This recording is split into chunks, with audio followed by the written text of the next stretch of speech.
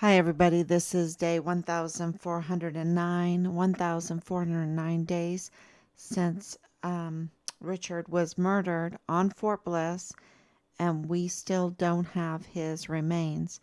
Now, think about that. I say that day in and day out, but really think about that.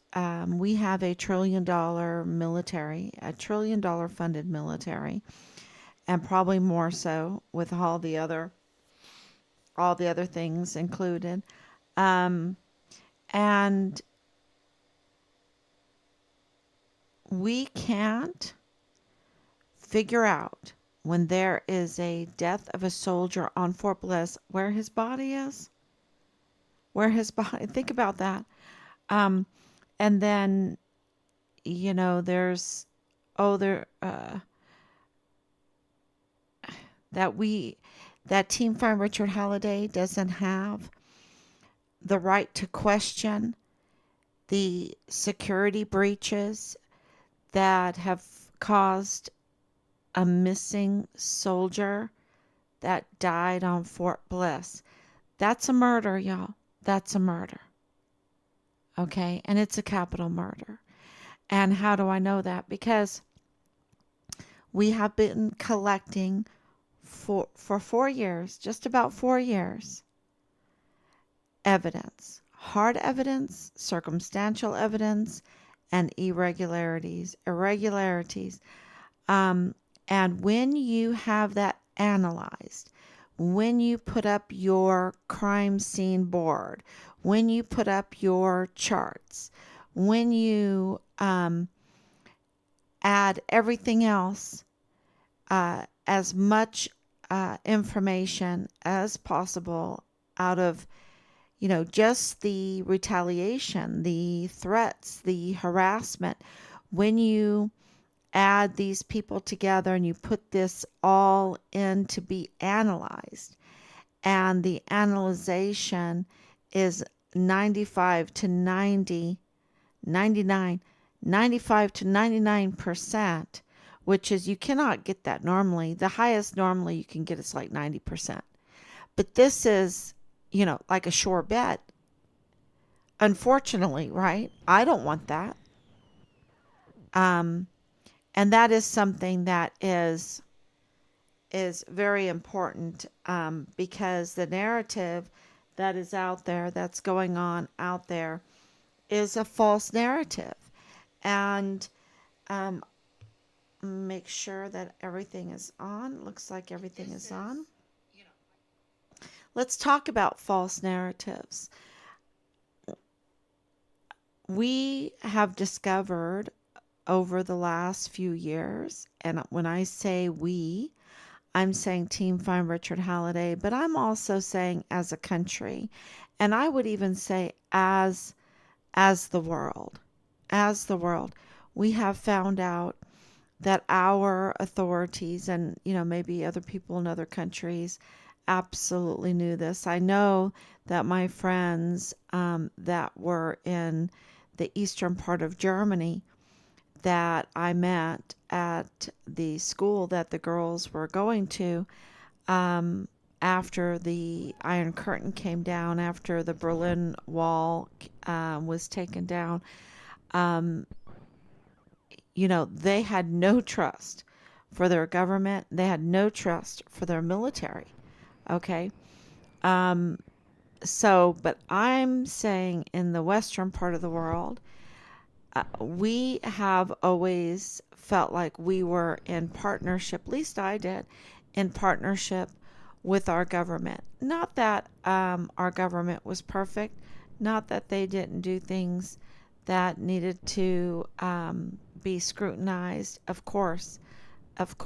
And, but we were, a country. We were a country, and we were, together in this. And you could tolerate some things that you didn't agree with. But this is not the case. I think the last few years, the mistrust in the science, because the science is absolutely flawed, that they say that they are just so good at. No, no, it's flawed. It's very flawed. And the security, the defense of our country is flawed. Absolutely flawed. They always say we're ready, we're battle ready. No, no, I think you're flawed. You're very flawed. And I think more and more attacks are being perpetrated on our service members to hinder their readiness for any kind of combat. Um, and, which is, those enemies, foreign and domestic, right? Foreign and domestic. And then, of course, we have the Walmart mass shooting. And the Walmart mass shooting absolutely is, you know, obviously not what they say it is. Obviously. And what they meant to do, and who are they? They that perpetrated and organized the Walmart mass shooting. That's who they are. And we're figuring it out, who they are. Who are those that perpetrated um, the Walmart mass shooting? And what led up to it? What happened maybe before it? What happened during it? And of course, we know what happened after it. And to gather all that evidence, because if you solve the Walmart mass shooting, then you solve Richard's case, right? And we know 95 to 99% that Richard is a capital murder case. That the analysis of all the screenshots, and one of the big evidences that really ran it up high is the Interpol picture being tampered with. That is a biggie. That really ramped up the probability of Richard's case being a capital murder crime. Um, you know, so what do I mean by ramped up? Oh, from probably 93 to 95, or, you know, um, it's already up there. It's already up there. But it's a big piece of evidence that Richard's picture was not even him. It wasn't even him. If you put it through a facial recognition, the facial recognition would not recognize him as Richard Halliday. It would have recognized it more like Dallas Hart. Okay, Dallas Hart's numbers of the facial recognition, that would have been more like it.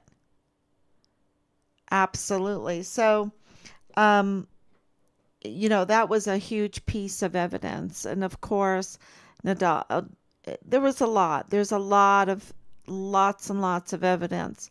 And this, Ram truck um, that keeps popping up. We have several cars that are part of vehicles. I should call them vehicles.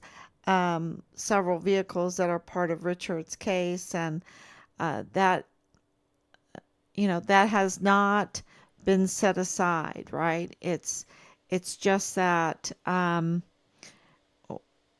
we're just moving forward, and every day is like breaking news, and we have some sad news today, but I'm not going to talk about it.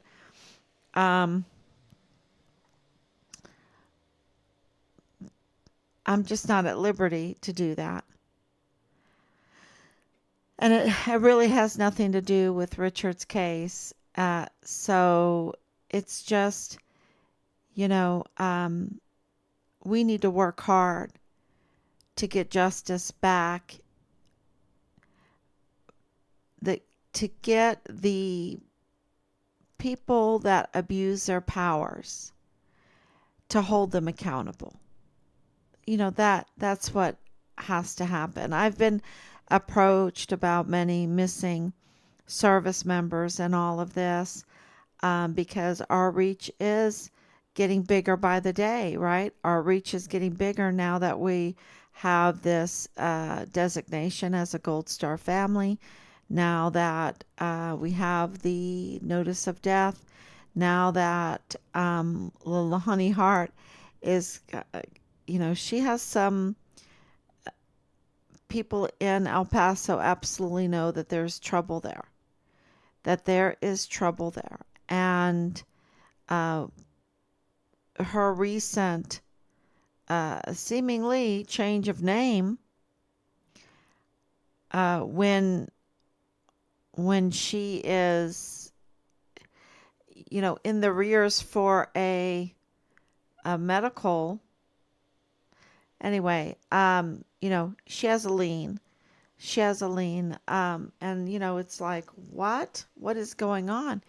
Um, so I thought she was a disabled veteran, right?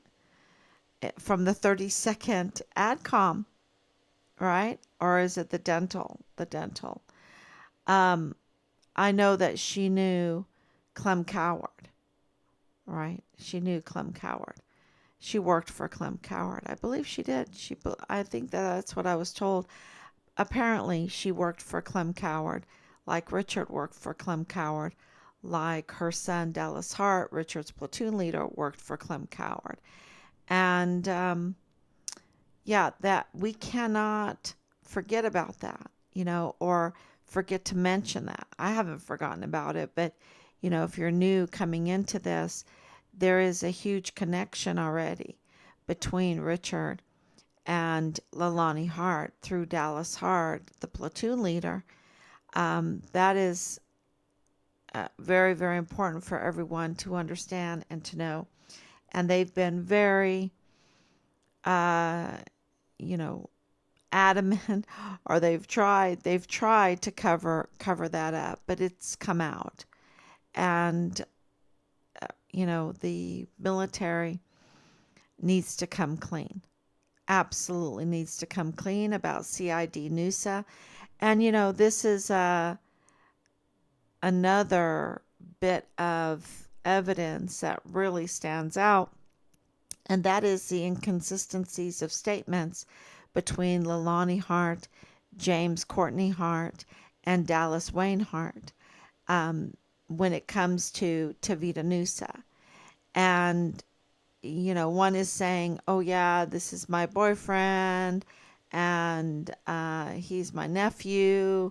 And then we go to James Hart, and he's like, well, um, yeah, I believe it. I believe that Tavita Noose is her boyfriend, um, and they're carrying on together. But he's also like a cousin, right? And then Dallas Hart is like, oh, I don't know him. I don't know him at all. This Travis guy. And then he has social media where, that questions that one, that questions that claim. So these are, it seems like there's inconsistencies. Well, it doesn't seem like it. There are inconsistencies, and that is, uh, important because Tavita Noosa, CID agent for Fort Bliss, that is in trouble, right? Legally in trouble. So that is an important um, piece of evidence, are these inconsistencies. So you have the Interpol, you have the inconsistencies, and then, of course, you have the whistleblower, the judicial whistleblower, which is another big one. Um, so, and I could go on and on and on for hours, and I probably should. I probably should go on and on for hours with all of the evidence. But, there are some people out there that are up to no good, and they would really love for us to reveal everything, so that they can tamper some more and obstruct justice some more, you see. Because, you know, the forensics information. Um, yeah, uh, yeah. We'll have to see how that comes out. Um, for just know that the autopsy report numbers, we had those analyzed. Those are real numbers. They the inquiry is in for them, and it remains to be unanswered. And those inquiries need to be answered in writing, right? And there's multiple inquiries about that. And so they need to be in writing. And when we get it in writing, then we will um, trust more so, um, the conclusions, right? But right now we don't have it. So the conclusion is that those autopsy reports are right. And it led to a house outside of Clint, um, which is, being investigated now. Um, and and it's very interesting, all the details. So with the notice of death, the whole point is that this is a capital murder case. Okay, this is a capital murder case. And so everyone that's out there that participated in obstruction of justice in Richard's case needs to come clean, because everything is moving forward much quicker with much more evidence, and it is a capital murder case, meaning the death penalty is on the table. That's what that means. And so it's almost too late, but it's not quite late enough, or however you want to say it. You still have a little bit of time to come forward and to come clean in Richard's case. So I think that is very, very important to tell everybody, um, because it is, and I'm not even controlling it. This is, uh, this other group is very upset at me. Look, multiple people involved in the capital murder case of Richard are being federally and state investigated. Okay?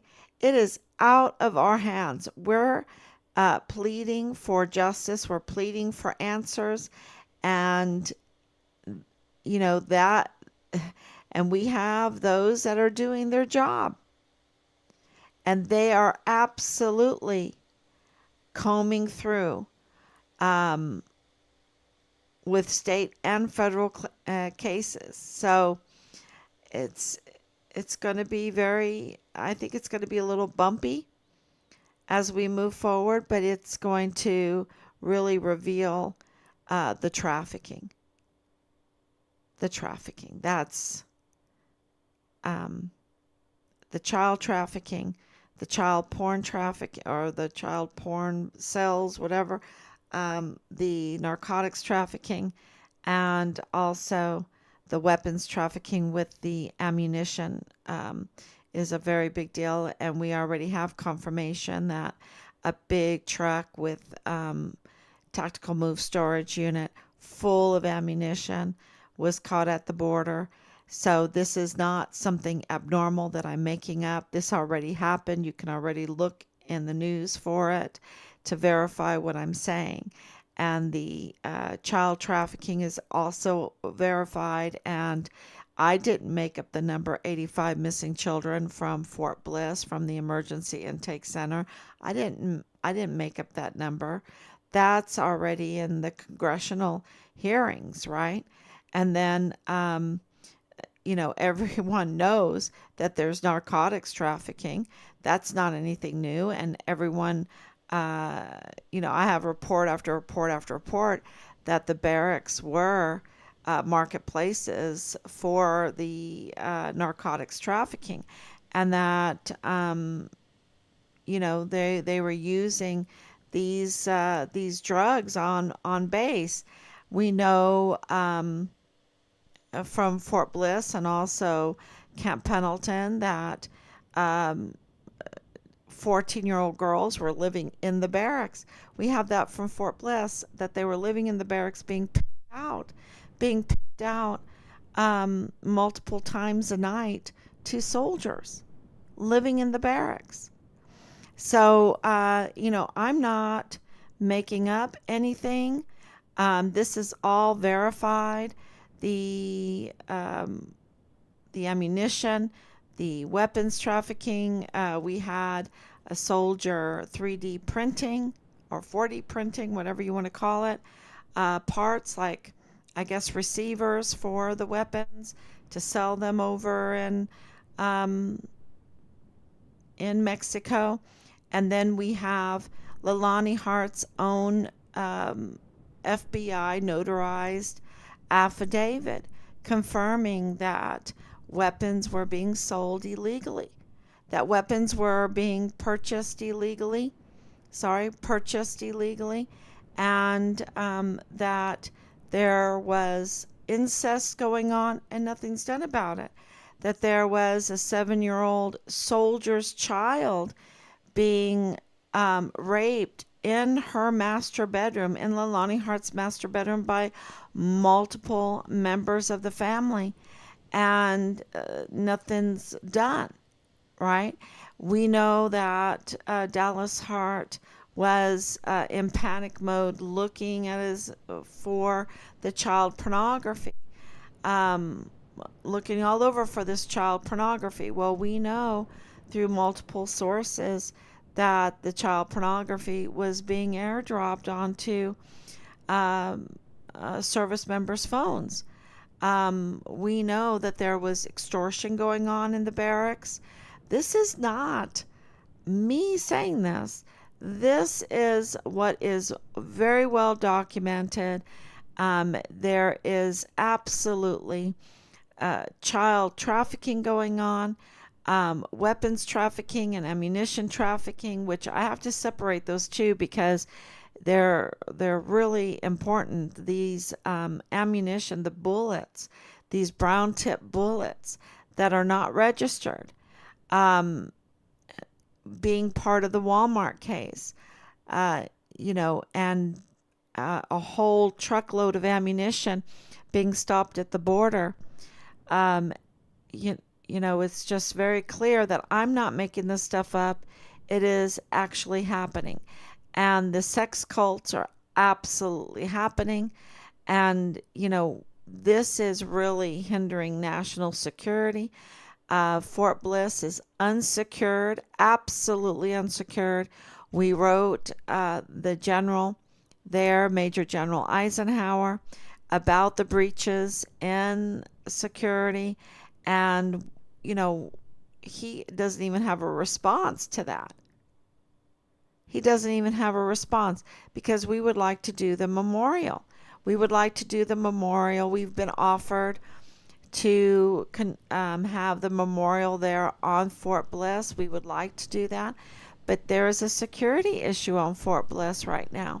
There's a huge security issue and also a retaliatory issue on Fort Bliss, and that needs to be dealt with, right? That needs to be reversed. And they need to have real security on Fort Bliss, and the retaliation needs to be stopped. So that is um, clear that things that we didn't make up, but that are absolutely there. And of course, Richard was reporting on them. That's not hard to see, that he was reporting on them to the CPS.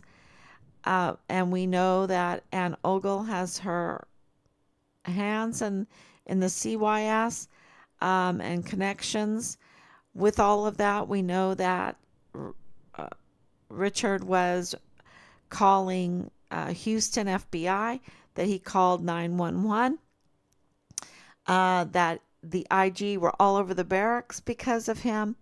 We know that Richard wanted to be a CID. We know that he inquired, he put in an official inquiry about becoming CID. Um, and, all of this is uh, definitely nothing that we've made up. They are all hard facts, irregularities, and circumstantial evidence.